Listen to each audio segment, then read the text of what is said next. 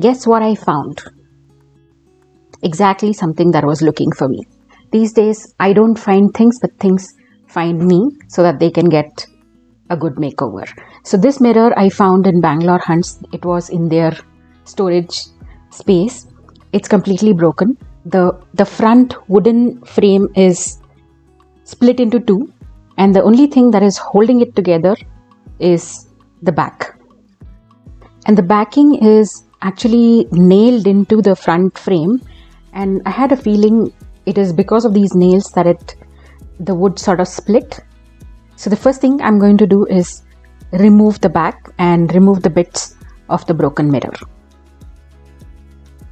After nailing the backboard to the frame, they had actually finished the gap with wood filler. So the first thing for me to do was to open up the gap so that I can insert a screwdriver to pry the back open.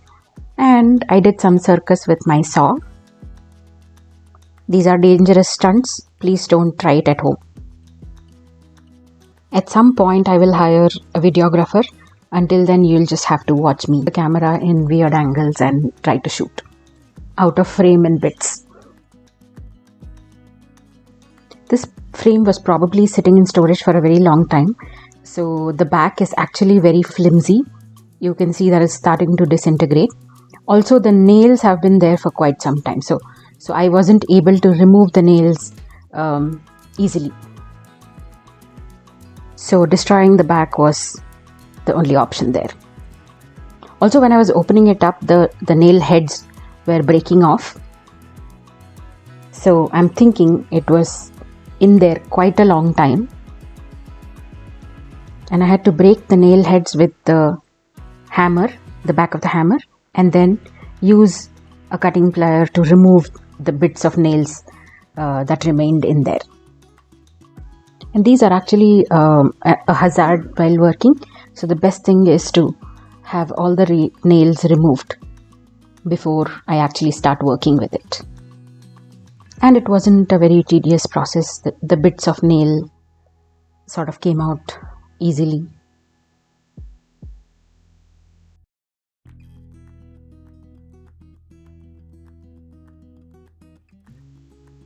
This is how much nails came out of the piece.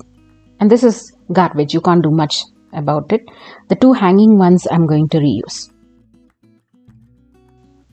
And this is what I'm left with. Two pieces of frame split in the middle. The first thing, of course, I always do is to wipe it with a wet rag so that all the dust gets off. Most of these jharokha mirrors that you see or find in the market are those which are very Mughal inspired or Rajasthan Haveli inspired. I want to do something slightly different with this. Give it like a South Indian touch, like a Chettinad meets Tanjore kind of a theme. The thing to do first, however, is to put these two pieces together. I'm using white glue, which is your Fevicol. It is also a wood glue. You spread it evenly on both surfaces where you want them to bond. Spread it evenly. Let it sit for 30 seconds to a minute depending on how the external climatic condition is. Here you can see on both sides where it's split, I've applied the glue evenly, and then next is to fuse them together tightly. Once you fuse them together, you can't take it apart, it kills the bond.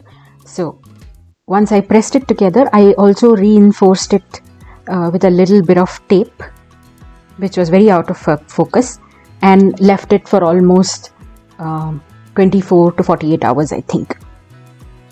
Then it was time to open it up, and the frame is pretty much fused together. It's not going anywhere. I'm going to insert the mood board for this frame here. Like I said, it's a very South Indian Tanjore meets Chettinad kind of a theme. My frame is completely ready and it's time to start work on it. I hope you've seen my video on creating texture paste at home. I'm going to link it up here. And this is so versatile and you can use it for so many different projects. So I have, or rather I ordered this mandala stencil from Amazon. It has 2 different sizes of mandala which I plan to use on the inside of this frame. So if you see, there is a double frame, there's an outer border and an inner border. So on the inner border, starting from the corner, I'm going to make this semicircular pattern with my homemade texture paste. I experiment a lot with a lot of material and surfaces, and I find craft store prices too high because I need stuff in huge quantities, and that's how I go around making my own texture paste, making my own chalk paint and all of that. The top is done. Now I'm going to do the same at the bottom in the opposite corner. I feel everybody should try their hands at craft, at DIY or a musical instrument, because it is the cheapest way to keep your mind occupied and clear. It de-stresses you, it gives you a sense of accomplishment and keeps you creative. This is what we've accomplished so far, and I'm going to let it be. I think I'm happy with this much design on it. While that dries, I want to create like a border on the outer frame. I was thinking more on the red, so I used some crimson red, I think, and Indian red, which is the terracotta color, to create my mixture. I don't add any water to my acrylic color. I simply mist it a little with a misting bottle, and I mist my brush before I get started. Here I goofed up a little bit. I'll tell you why. I should have actually sanded the outer frame before I started painting, because I think the outer frame had a little bit of wax from its previous finish. I had a little bit of an issue at a later point of time. You'll see as we progress. For the outermost frame, I wanted to do a checkered black and white floor layout. The first thing I tried was trying to do a straight checks with the alternative black and white. But then I quickly realized that when you get to the corner, it's going to be tricky, because I was using a 1-inch tape, and at the end, it's going to be looking totally bad. But what I could have done was probably to cut the angles. Anyway, I scrapped this idea and decided to do slanting checkered floor.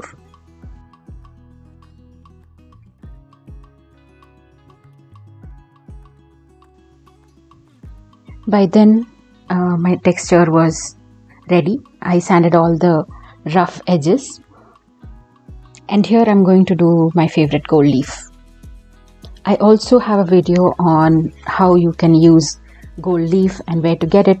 There's also a blog post about it. I'll have the link to the blog post in the bio. You can take a look at that.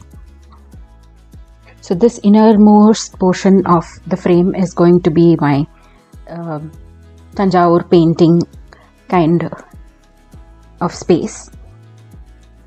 I also don't want it to look like a freshly made Tanjore painting. I would want it to look like an antique Tanjore ornate motif.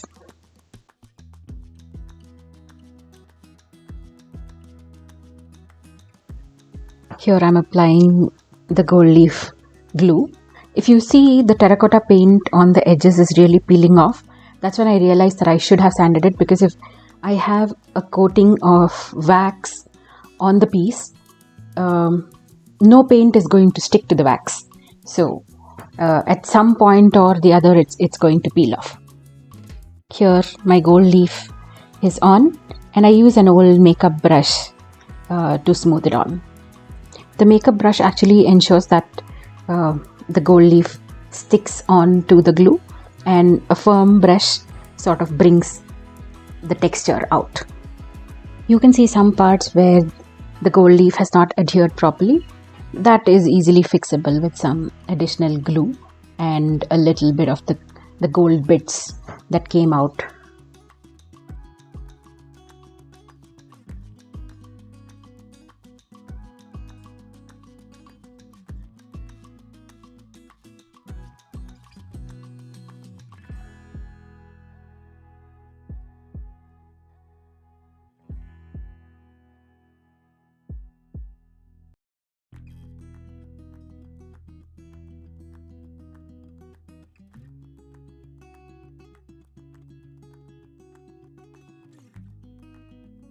I let this paint and the gold leaf sit for almost a week before I got back to it.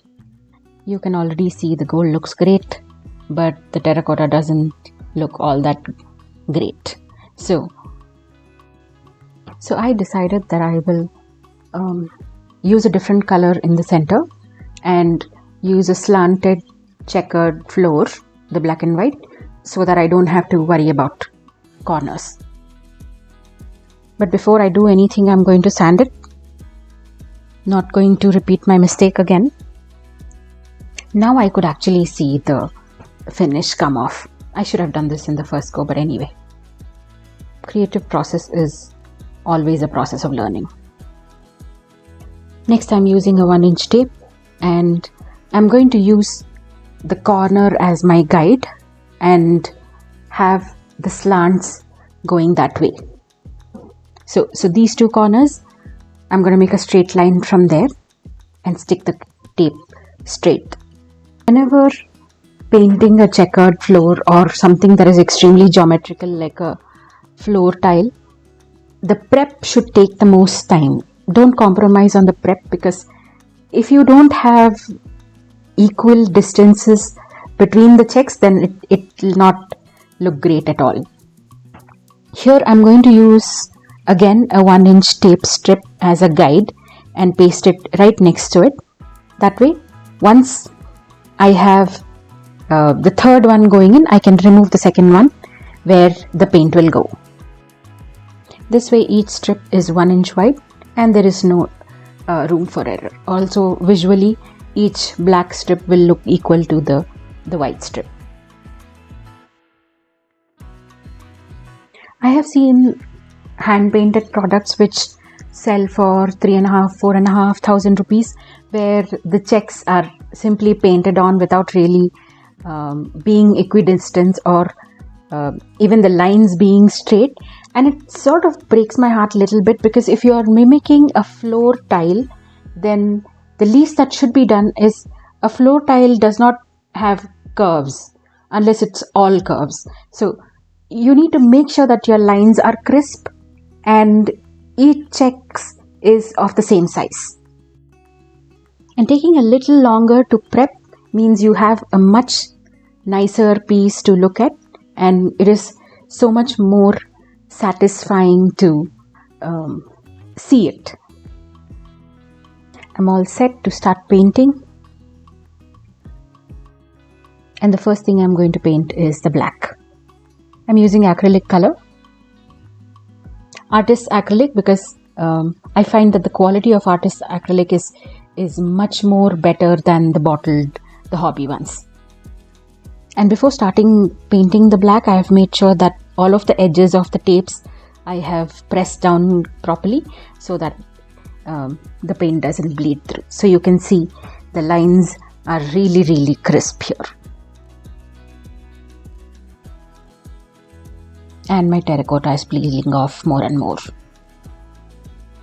This is what we have so far. Now I wanted to use this momentum and finish this piece, so I went in with a hairdryer and slowly at the lowest setting moved it across the piece so that the black dries. Here I'm using a piece of tape just so that the paint does not peel off, and I stuck to my hand, stuck to the board just to reduce the effect of the glue. And for this process, for painting the white, I'm just going to use 2 pieces and only paste it at the corner and and not press it down too much so that this does not happen. The paint does not peel off. And if it peels off, then I will have to do a touch up of the black and the white in the end.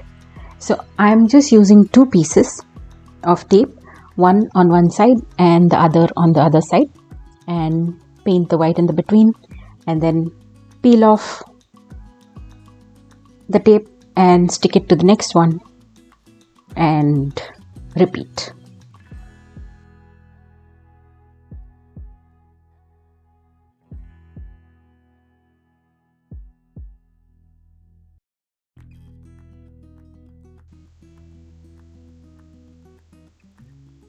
Some bit of black did peel off, but that is something that I can touch up in the end. One done and so many more to go. And that looks pretty impressive. I'm going to let this dry completely before I paint the center strip, replace the terracotta with another color. And also, while I was waiting for it to dry, I embellished the gold part with a few stones, and I think it looks kind of nice. I wasn't sure how I wanted to do it, but I just went with the flow. For the center frame, I'm using this green color. It's in a bottle of fabric color, but it's actually artist acrylic, 2 colors mixed together. I almost never use green in my decor, so green it is. The gold, however, is very shiny gold. You can see that it's really shiny. So I'm going to do something very controversial and use shoe polish to give it an antique finish. Using a brush to dip inside the shoe polish and simply painting it on, making sure that it gets into the crevices of the texture. Like I said, buying things at the craft store makes it really expensive, and I have to get creative.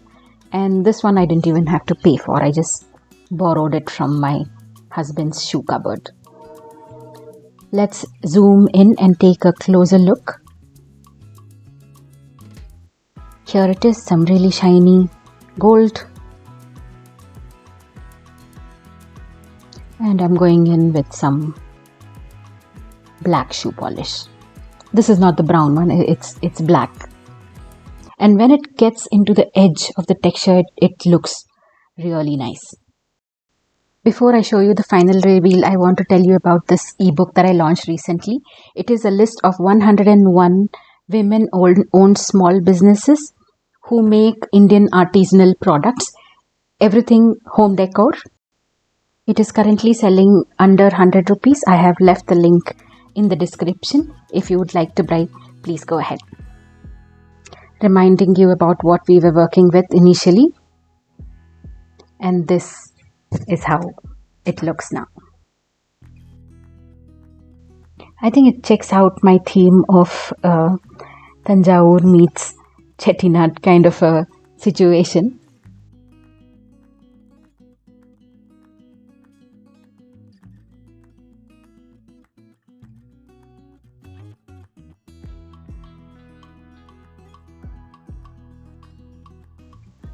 I want to frame the Hamsa Damayanti by Ravi Verma in it.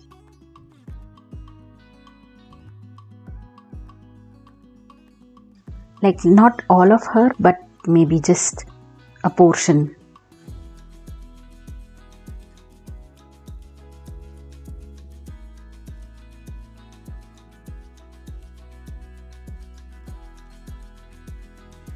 I hope you enjoyed this video, and I'll see you in the next one.